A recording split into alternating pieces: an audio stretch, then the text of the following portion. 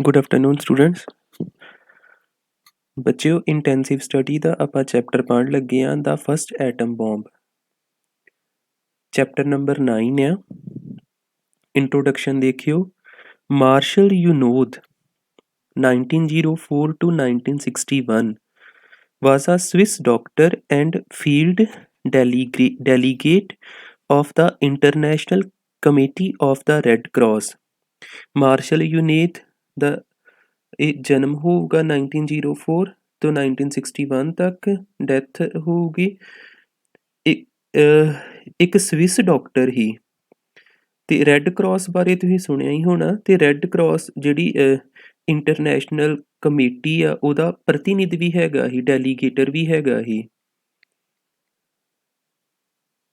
He is remembered for his selfless service during the Abyssinian War, the Spanish Civil War and World War II। ਜਿੱਦਾਂ ਉਹਨੂੰ ਜਿਹੜੀ ਉਹਨੇ ਨਿਸਵਾਰਥ ਸੇਵਾ ਕੀਤੀ ਆ, ਸੈਲਫਲੈਸ ਸਰਵਿਸ ਕੀਤੀ, ਸੇਵਾ ਕੀਤੀ ਆ।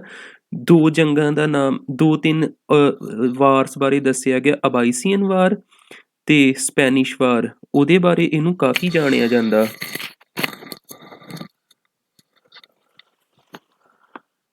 He was the first foreign doctor to reach Hiroshima after the atom bomb attack on 6 August 1945। ਉਹ ਪਹਿਲਾ ਡਾਕਟਰ ਹੀ ਜਿਹੜਾ ਕਿੱਥੇ ਪਹੁੰਚਿਆ, ਹੀਰੋਸ਼ੀਮਾ ਦੇ ਵਿੱਚ। ਹੀਰੋਸ਼ੀਮਾ ਤੇ ਅਟੈਕ ਹੋਇਆ ਹੀ, ਅਮਰੀਕਾ ਦੇ ਦੁਆਰਾ 2 ਅਟੋਮਿਕ ਬੋਂਬ ਸੁੱਟੇ ਗਏ ਹੀ। ਜਦ ਪਹਿਲਾ ਬੋਂਬ ਸੁੱਟਿਆ ਗਿਆ ਹੀ ਆਫਟਰ ਦਾ ਬੋਂਬ ਅਟੈਕ, ਜਿੱਦਾਂ ਅਟੋਮਿਕ ਬੋਂਬ ਡਿੱਗਣ ਤੋਂ ਬਾਅਦ ਇਹ 6 ਅਗਸਤ 1945 ਨੂੰ ਜਿਹੜੇ ਅਟੋਮਿਕ ਬੋਂਬ ਨਾਲ ਹਮਲਾ ਹੋਇਆ, ਇਹ ਪਹਿਲਾ ਫੋਰਨ ਡਾਕਟਰ ਹੀ ਜਿਹੜਾ ਵਿਦੇਸ਼ੀ ਡਾਕਟਰ ਹੀ ਜਿਹੜਾ ਉੱਥੇ ਪਹੁੰਚਿਆ, ਉੱਥੋਂ ਦੀ ਜਾਂਚ ਪੜਤਾਲ ਕਰਨ ਜਿਵੇਂ ਵੀ ਗਿਆ ਹੋਊਗਾ ਇਹ। In this essay, he gives a first-hand experience of the devastation caused in Japan during the Second World War due to the dropping of first atom bombs on Hiroshima and Nagasaki। ਇਹ ਜਿਹੜਾ ਐਸੇ ਆ, ਲੇਖ ਆ, ਇਹਦੇ ਵਿੱਚ ਜਿਹੜੇ ਦੂਜੇ ਵਿਸ਼ਵ ਯੁੱਧ ਦੇ ਦੌਰਾਨ ਹੀਰੋਸ਼ੀਮਾ ਤੇ ਨਾਗਾਸਾਕੀ ਦੇ ਉੱਪਰ ਡਿੱਗੇ ਗਏ ਜਿਹੜੇ ਐਟਮ ਬੋਂਬ ਆ, ਉਹਨਾਂ ਦੇ ਕਾਰਨ ਜਿਹੜੀ ਤਬਾਹੀ ਹੋਈ ਆ, ਜੋ ਵੀ ਇਹਨੇ ਆਪਣੀਆਂ ਅੱਖਾਂ ਨਾਲ ਦੇਖਿਆ, ਉਹ ਸਾਰਾ ਕੁਝ ਇਸ ਐਸੇ ਦੇ ਵਿੱਚ ਆਪਾਂ ਪੜ੍ਹਨਾ ਹੈ। Even those who were responsible for dropping the bombs like General MacArthur, after seeing the death and destruction, felt that force is not a solution to man's problem and a new war would leave nothing behind worthy of mention। ਵੀ ਇੱਥੋਂ ਤੱਕ ਵੀ ਕਿਹਾ ਗਿਆ ਵਾ ਵੀ ਜਿਨ੍ਹਾਂ ਲੋਕਾਂ ਨੇ bomb ਸੁੱਟਣ 'ਚ ਜ਼ਿੰਮੇਵਾਰ ਸੀ, ਕਿਹੜੇ ਲੋਕ ਹੀ, ਜਿਵੇਂ ਜਰਨਲ ਮੈਕਾਰਥਰ ਹੀ, ਉਹਨਾਂ ਨੇ ਵੀ ਇਹ ਬੜੀ ਤਬਾਹੀ ਦੇਖਣ ਤੋਂ ਬਾਅਦ ਇਹ ਮਹਿਸੂਸ ਕੀਤਾ ਵੀ ਜਿਹੜੀ ਫੋਰਸ ਹੁੰਦੀ, ਤਾਕਤ ਹੁੰਦੀ ਹੈ, ਇਹਦਾ ਇਸਤੇਮਾਲ ਜਿਹੜਾ ਵਾ ਵੀ ਜੋ ਵੀ ਮਨੁੱਖ ਦੀਆਂ ਸਮੱਸਿਆਵਾਂ ਹੁੰਦੀਆਂ ਉਹਦਾ ਹੱਲ ਨਹੀਂ ਹੈਗਾ। ਜੇ ਇੱਦਾਂ ਦਾ ਹੋਰ ਯੁੱਧ ਲੱਗਦਾ ਤੇ ਕੁਝ ਵੀ ਪਿੱਛੇ ਬਾਕੀ ਨਹੀਂ ਰਹਿਣਾ ਜਿਹਨੂੰ ਵਰਣਨ ਕੀਤਾ ਜਾਵੇ, ਜਿਹਨੂੰ ਮੈਂਸ਼ਨ ਕੀਤਾ ਜਾਵੇ, ਕੁਝ ਵੀ ਉੱਥੇ ਬਚਣਾ ਹੀ ਨਹੀਂ ਜੇ ਇੱਦਾਂ ਦਾ ਯੁੱਧ ਦੁਬਾਰਾ ਹੋ ਜਾਂਦਾ। ਠੀਕ ਹੈ, ਇਹ ਇਹਦੀ ਇੰਟਰੋਡਕਸ਼ਨ ਹੀ। ਉਸ ਤੋਂ ਬਾਅਦ ਆਪਣਾ ਆ ਜਾਂਦਾ ਮੇਨ ਐਸੇ। 3 weeks had passed since the 2 atomic bombs had been dropped on Hiroshima and Nagasaki, but we still knew practically nothing about the fate of the devastated towns or of the innumerable victims। Hiroshima ਤੇ Nagasaki ਤੇ atom bomb ਡਿੱਗੇ ਜਾਣ ਤੋਂ 3 ਹਫ਼ਤੇ ਬੀਤ ਚੁੱਕੇ ਸੀ, ਪਰ ਅਜੇ ਵੀ ਕੁਝ ਇਹ ਨਹੀਂ ਆਈਡੀਆ ਹੋ ਸਕਿਆ ਵੀ ਕਿੰਨੇ ਨਗਰ, ਕਿੰਨੇ ਟਾਊਨ ਤਬਾਹ ਹੋ ਚੁੱਕੇ ਨੇ ਤੇ ਕਿੰਨੇ ਲੋਕ, ਅਣਗਿਣਤ ਲੋਕ ਜਿਹੜੇ ਆ ਇਸ ਚੀਜ਼ ਦਾ ਸ਼ਿਕਾਰ ਹੋ ਚੁੱਕੇ ਆ। ਇਹਦੇ ਬਾਰੇ ਹਜੇ ਕੋਈ ਆਈਡੀਆ ਨਹੀਂ ਲੱਗਦਾ ਪਿਆ। The American wireless had broadcasted a very great deal about the preparation made for the use of the new weapon and about its extraordinary powers, but information concerning the effects of atomic bombardment was limited to the horrible prophecy for 70 years। ਕੋਈ ਭਵਿੱਖਬਾਣੀ ਹੈ, ਆਪਾਂ ਉੱਪਰਲੀਆਂ ਲਾਈਨਾਂ ਦਾ ਪਹਿਲੋਂ idea ਲਾ ਲਈਏ। ਦਾ American wireless, ਜਿੱਦਾਂ ਕਿ ਅਮਰੀਕੀ ਰੇਡੀਓ, ਕੋਈ ਬ੍ਰੌਡਕਾਸਟ, ਕੋਈ ਟੈਲੀਕਾਸਟ ਹੁੰਦਾ ਹੋਊਗਾ ਵੀ ਇਹ ਜਿਹੜਾ ਵੀ ਨਵਾਂ ਹਥਿਆਰ ਸੀ ਅਟੋਮਿਕ ਬੋਂਬ, ਉਹਦੇ ਇਸਤੇਮਾਲ ਦੀਆਂ ਜਿਹੜੀਆਂ ਤਿਆਰੀਆਂ ਕੀਤੀਆਂ ਗਈਆਂ ਸੀ ਉਹਦੇ ਬਾਰੇ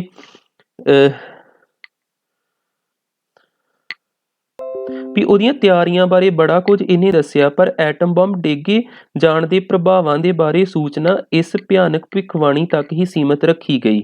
ਵੀ ਆ ਜਿਹੜੀ ਵੀ ਹੌਰੀਬਲ ਪ੍ਰੋਫੇਸੀ ਕੀਤੀ ਗਈ ਸੀ।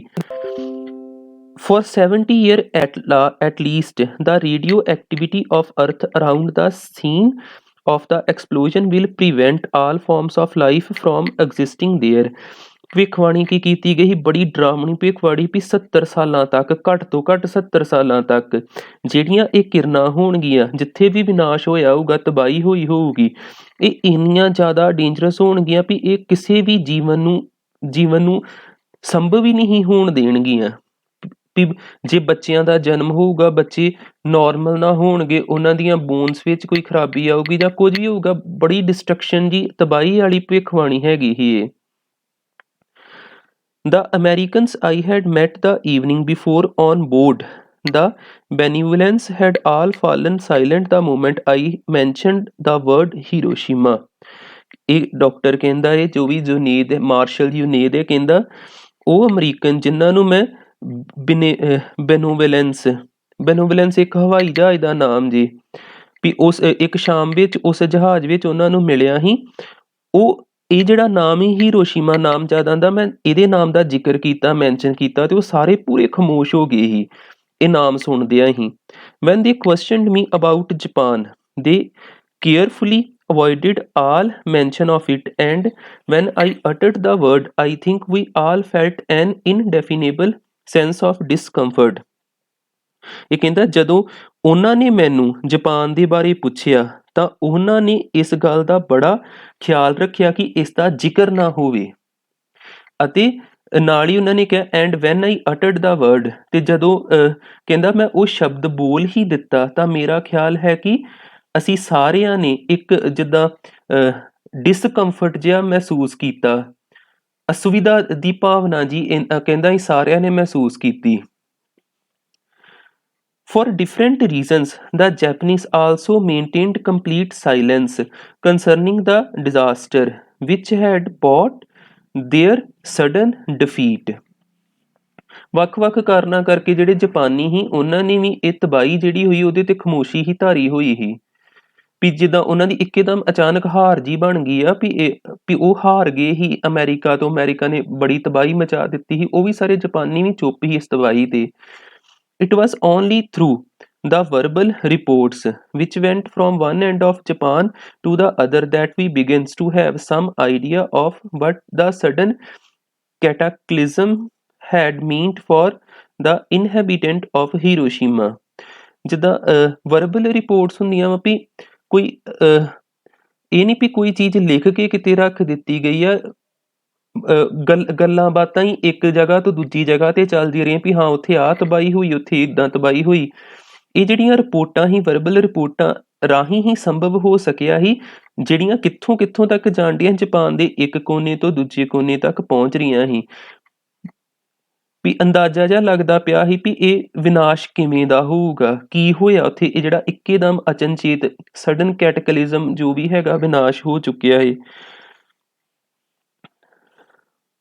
One of our secretaries named Nohara, a half Japanese, sometimes repeated to us more or less the gist of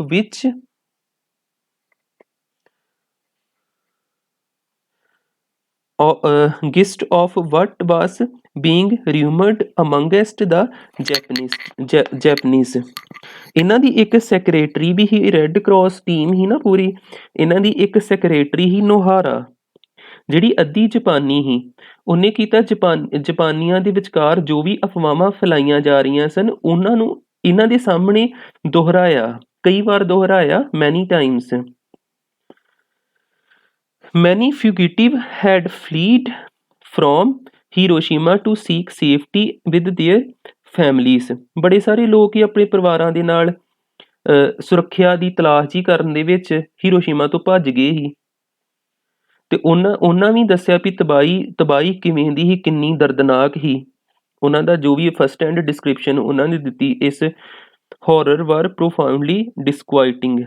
The blinding light suddenly flash out of a peaceful sky was a phenomena much more terrible than an earthquake.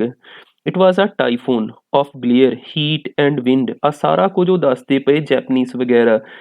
ਉਹ ਕੀ ਕਹਿੰਦੇ ਸੀ, ਜੋ ਵੀ ਉਹਨਾਂ ਨੇ ਅੱਖੀਂ ਵੇਖਿਆ, ਉਹ ਕਹਿੰਦੇ ਵੀ ਜਿੱਦਾਂ ਬੜਾ ਹੀ ਸ਼ਾਂਤ ਅਸਮਾਨ ਸੀ, ਉਹਦੇ ਵਿੱਚ ਇੱਕਦਮ ਚਮਕ ਜੀ ਉੱਠੀ, ਏਦਾਂ ਦੀ ਰੋਸ਼ਨੀ ਜਿਹੜੀ ਅੱਖਾਂ ਨੂੰ ਅੰਨਾ ਕਰਨ ਵਾਲੀ ਹੈਗੀ ਸੀ। ਤੇ ਫਿਰ ਜਿੱਦਾਂ ਇਹ ਏਦਾਂ ਦੀ ਕਹਿੰਦੇ ਘਟਨਾ ਸੀ ਜਿਹੜੀ ਭੁਚਾਲ ਤੋਂ ਵੀ ਖਤਰਨਾਕ ਸੀ। ਬੜੀ ਤੇਜ਼ ਰੋਸ਼ਨੀ, ਗਰਮੀ, ਤੇਜ਼ ਹਵਾ ਦਾ ਇੱਕ ਤੂਫਾਨ ਜਿਹਾ ਆ ਗਿਆ, ਬੜੀ ਤੇਜ਼ੀ ਨਾਲ ਧਰਤੀ ਤੋਂ ਗੁਜ਼ਰਿਆ ਤੇ ਆਪਣੇ ਪਿੱਛੇ ਉਹ ਅੱਗ ਦਾ ਦਰਿਆ ਹੀ ਛੱਡ ਗਿਆ। ਲੈਫਟ ਆ ਸੀ ਆਫ ਫਾਇਰ ਬਿਹਾਈਂਡ ਇਟ, ਵੀ ਏਦਾਂ ਦਾ ਟਾਈਫੂਨ ਹੀ, ਟਾਈਫੂਨ ਤੂਫਾਨ ਨੂੰ ਕਹਿੰਦੇ ਨੇ। No one knew the total of death।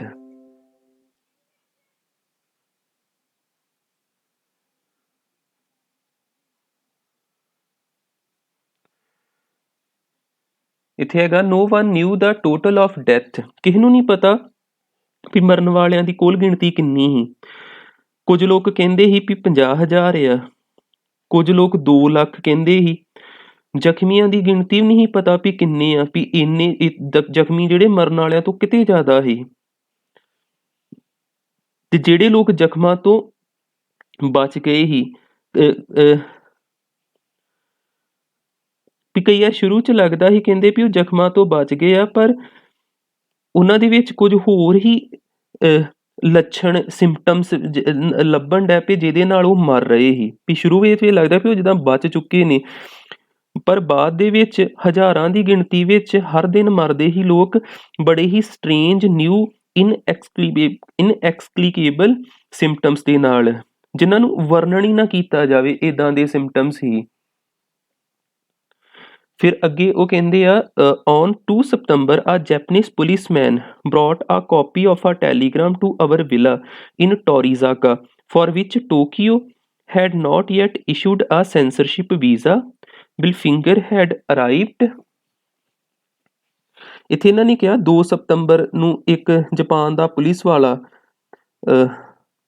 ਇੱਕ ਕਾਪੀ ਲੈ ਕੇ ਆਇਆ ਟੈਲੀਗ੍ਰਾਮ ਦੀ, ਕੋਈ ਚਿੱਠੀ ਜੀ ਲੈ ਕੇ ਆਊਗਾ, ਉਹਦੀ ਕਾਪੀ ਹੀ, ਉਹ ਪੂਰੀ ਓਰੀਜਨਲ ਨਹੀਂ ਹੈਗੀ।